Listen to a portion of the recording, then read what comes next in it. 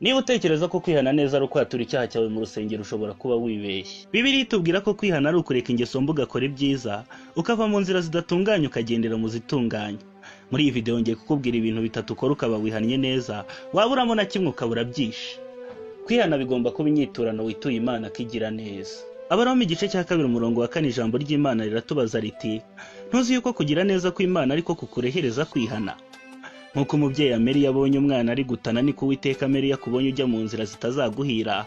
Kubera kugira neza ko akababara akifuza kuhindukira, wahindukira bikaba nko kumwitura kuri iyo neza kugiriye. Nujya ucumura ukumva umutima urakurya, jya umenya ko ari Uwiteka uri kubigutera, wirinde kumutera umugongo ujya mu bitazagira icyo bikumarira. Kwihana bigomba kugendana no kwera imbuto zikwiriye abihana. Matayo igice cya 3 umurongo wa 8 hati nuko mwera imbuto zikwiriye abihannye. Ibyakozwe n'intumwa igice cya 26 umurongo wa 20 hati mbabwiriza kwihana no guhindukirira Imana bakora imirimo ikwiriye abihannye.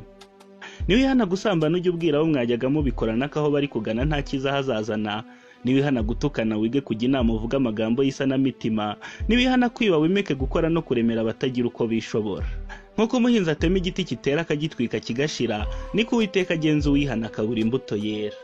Kwihana bigomba kukuva mu ndiba y'umutima. Yesu yigishije ko kugira ngo ijisho ryawe rikugushe warinogora ukarita kure, yigisha ko kugira ngo ikiganza cyawe kikugushe wagikata ukagita kure, ati byaruta ukabura urugingo rumwe aho kubura umubiri wawe wose. Ibi ntibivuze ngo winogora amaso wikata ibiganza, ahubwo mu byo ukora niba ubonamo ibyakugusha ubireke, wirinde icyakugusha cyose. Ubutumwa bwa mbere Yesu yigishije bwaragiraga buti, mwihane kuko ubwami bw'Imana buri hafi. Imana iguhe umugisha.